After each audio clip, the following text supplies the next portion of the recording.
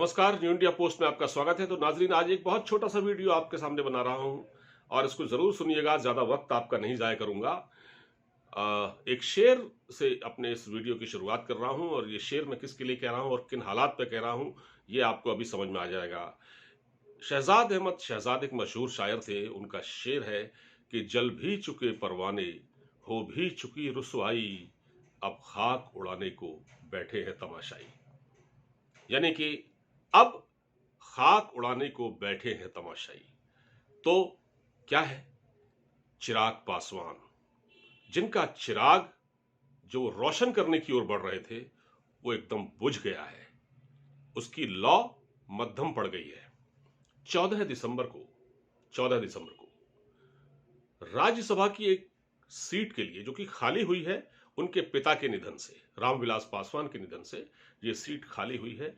उस पर उपचुनाव होना है और इस उपचुनाव पर बहुत से नेताओं की गिद्ध दृष्टि लगी हुई है और रामविलास पासवान के पुत्र चिराग पासवान चाहते हैं राज्यसभा पहुंचना।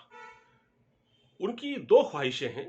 एक तो वो ये चाहते हैं कि आइदर उनकी मां रीना पासवान को राज्यसभा भेज दिया जाए या उनको राज्यसभा भेज दिया जाए या उनको मंत्री बना दिया जाए केंद्र में, उनकी मां को राज्यसभा भेज दिया जाए। मुझे ये दोनों सूरतें अभी मुकम्मल होती नहीं दिख रही। दोनों चीजें क्यों नहीं हो रही हैं कि रविशंकर प्रसाद, जो बीजेपी के एक बड़े ही मजे हुए और बहुत ही स्पष्ट वक्ता के तौर पर जाने जाते हैं, पुराने खिलाड़ी हैं राजनीति के, उन्होंने एक बयान दे दिया है। उन्होंने कहा कि देखिए, एलजेपी तो एक बिहार बेस्ड पार्टी है, एक छोटी मोटी पार्टी है, ठीक है, और अब चिराग पासवान को यह तय करना है कि वो आगे क्या कदम उठाते हैं।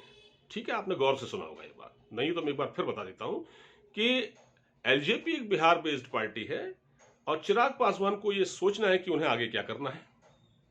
तो उनके बयान से ऐसा भी लग रहा है कि बीजेपी कहीं यूज एंड थ्रो की नीति पर तो नहीं चल रही, यानी इस्तेमाल करो और फेंक दो। यानी चिराग पासवान को पूरे चुनाव के दौरान मोदी जी का गुणगान करने के लिए इस्तेमाल किया और अब क्या, जब देने की बारी आ रही है तब वो ऐसे बयान दे रहे हैं।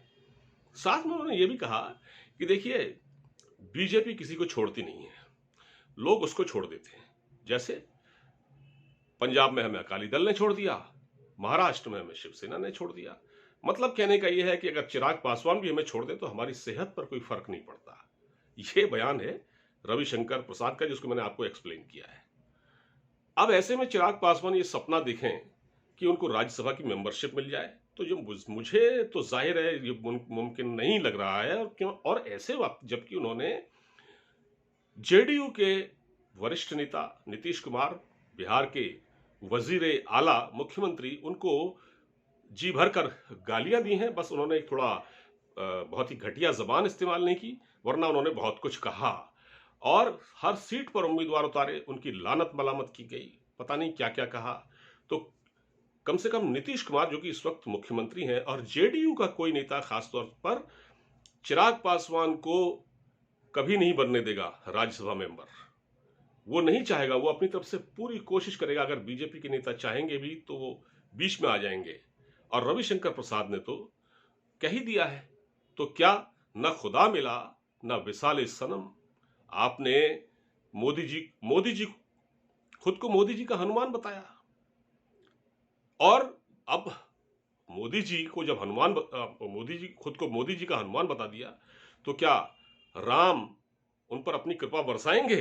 तो अब वैसे तो बीजेपी में जो फैसले होते हैं वो आला कमान की सतह पर होते हैं, वो या अमित शाह करते हैं या खुद मोदी जी करते हैं।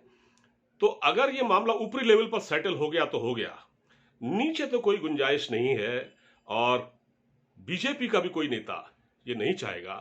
और खास तौर से देखिए, मोदी जी ने भी चुनावी कैंपेन में रामविलास पासवान का नाम लिया, लेकिन चिराग का नाम नहीं लिया। चिराग को उन्होंने छोड़ दिया। तो चिराग की जो लौ है वो मध्यम पड़ गई है। अब वो उनको समझ में नहीं आ रहा है कि ये चल क्या रहा है और क्या आगे उनका मुस्तकबिल, उनका भविष्य क्या है। तो ये तय होगा 14 तारीख को और राज्यसभा का जो उपचुनाव है, देखते हैं कौन जीतता है, किसको जाना है, ये समय बता देगा। फिलहाल इस वीडियो में इतना ही। अब मुझे इजाजत दीजिए, अपना ख्याल रखिए, नमस्कार। वीडियो अच्छा लगा हो तो इसे शेयर कीजिएगा।